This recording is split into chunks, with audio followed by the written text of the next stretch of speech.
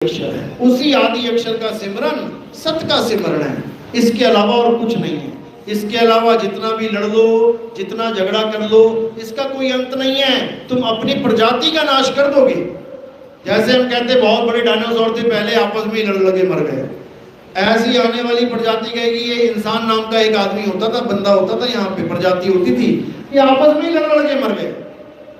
इतिहास बनना है तो तुम्हारी मर्जी है, इतिहास रचना है वो भी तुम्हारी मर्जी है, रच दो एक होके। तो सब संतों ने एक ही मार्ग बताया है, लेकिन मार्ग समझने के ना आने के कारण हम सब अलग अलग हो बैठे।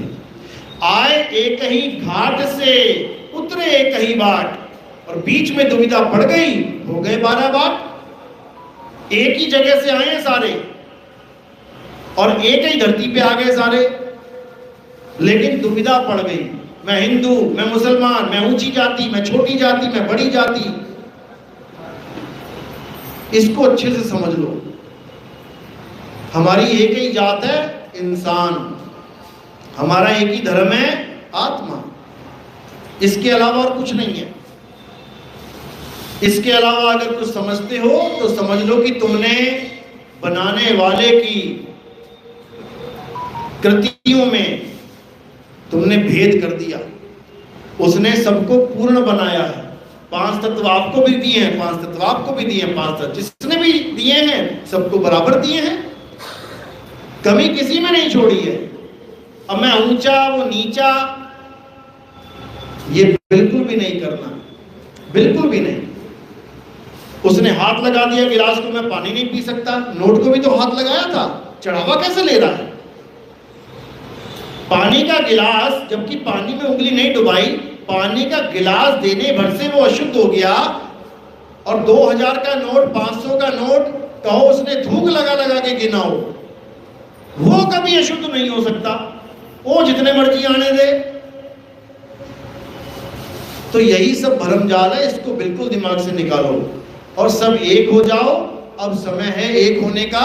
अगर अब भी नहीं हो पाए तो भाई कभी नहीं हो पाओगे, कभी भी नहीं हो पाओगे, क्योंकि अभी भी सत्य को नहीं समझ पाए तो असत्य वाले तो बैठे ही हैं, वो तो दांव लगाएंगे अपना। क्योंकि अब कली और कल्कि का जो युद्ध है वो यही है, सत्य और असत्य का युद्ध।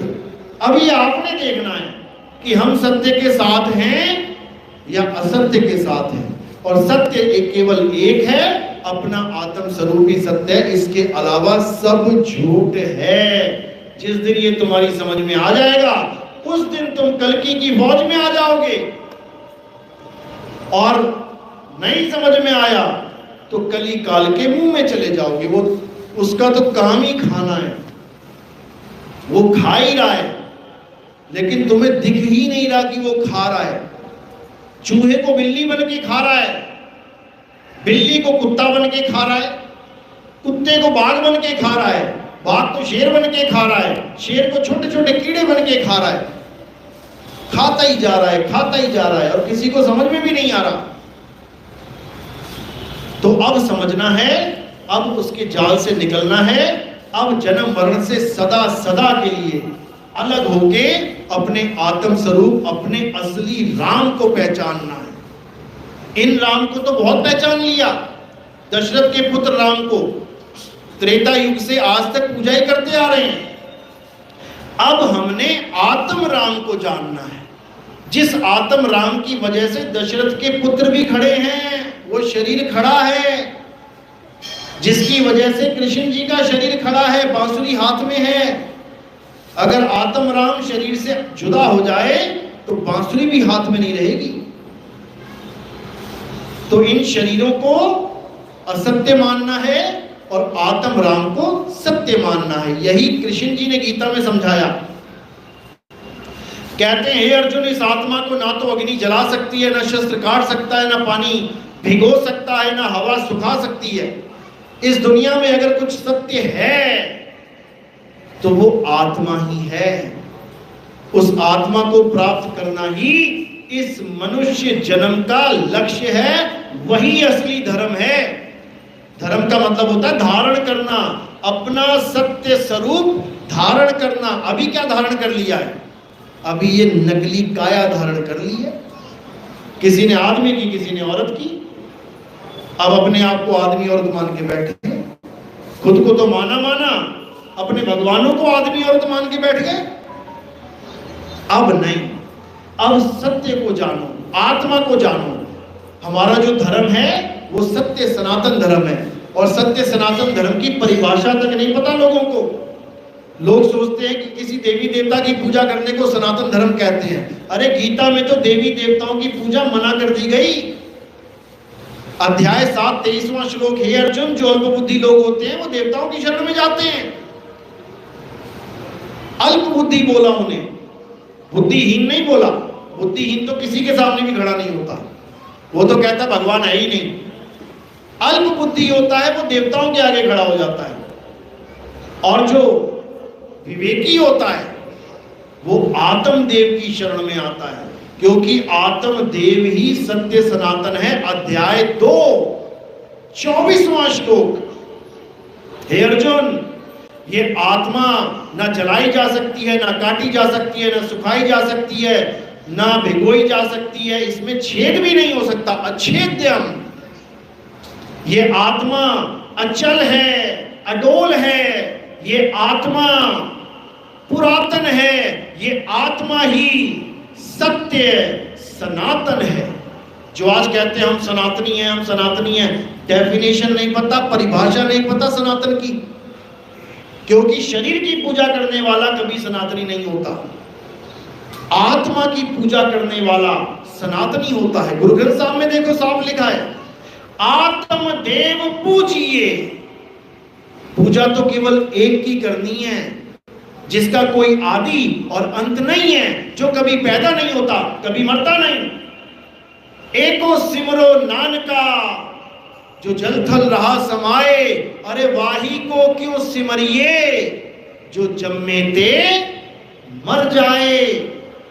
जो पैदा हुआ कुछ समय के बाद मर गया, उसको क्या पूज रहे हो? अच्छी तरह समझ लो। जब तक ये चीज समझ में नहीं आ गई, जब तक कृष्ण जी का आना सफल हो ही नहीं सकता। भले तुम्हें गीता का ज्ञान दे गए, जब समझ में ही नहीं आ रहा तो दे गए ना दे गए एक बराबर। जब तुम्हें पता ही नहीं है, तुम कोई मशीन खरीद के लाए, उसके साथ एक किताब मिली, उसमें लिखा था कैसे कैसे यूज करना है, वो तुमने किताब तो पढ़ी नहीं, पढ़ी या समझी नहीं, और तुम मशीन चला के बैठ गए। अब कुछ नहीं होने वाला, थोड़ी देर में परेशान हो जाओगे। इसीलिए गीता को समझो। हमारी गीता, हर हर गीता, घर घर गीता इसीलिए छापी है हमने कि गीता को समझो क्या समझा रही है।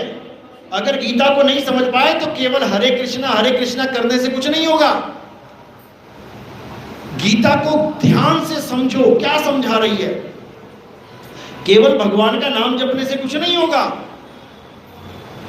अगर भगवान का नाम जपने से कुछ होगा तो ठीक है, 10 अवतार में एक अवतार बुद्ध जी का भी है, तो तुम केवल बुद्ध बुद्ध का नाम जपो, हरे बुद्ध हरे बुद्ध हरे बुद्ध हरे बुद्ध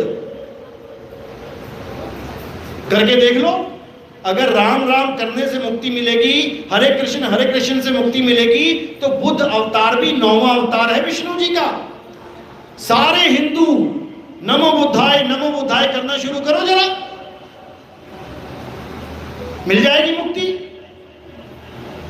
आज तक एक भी मंदिर नहीं बनाया बुद्ध जी का, कोई झगड़ा नहीं है बुद्ध जी के मंदिर के लिए। क्यों नहीं है? कारण क्या है? जबकि वो 9वें अवतार है भाई, उसी का 9वां अवतार है जो कृष्ण जी और राम जी हैं। लेकिन बुद्ध को कोई नहीं पूजने वाला। क्यों? क्योंकि बुद्ध जी ने मूर्ति पूजा का खंडन किया है। लेकिन दुख की बात यह है कि आज महात्मा बुद्ध की मूर्तियां बना के पूजी जा रही हैं। जो काम बाकियों ने किया वही तुम करने लग गए। यहां तक कि कबीर साहब ने मूर्ति पूजा का खंडन किया। पाथर पूजे हरि मिले तो मैं पूजू पहाड़ वासे, ये चाकी भली पीस खाए संसार। उनकी भी मूर्तियां बना के पूजना शुरू कर दिया। अरे तो फायदा क्या हुआ उनका ये सब बोलने का?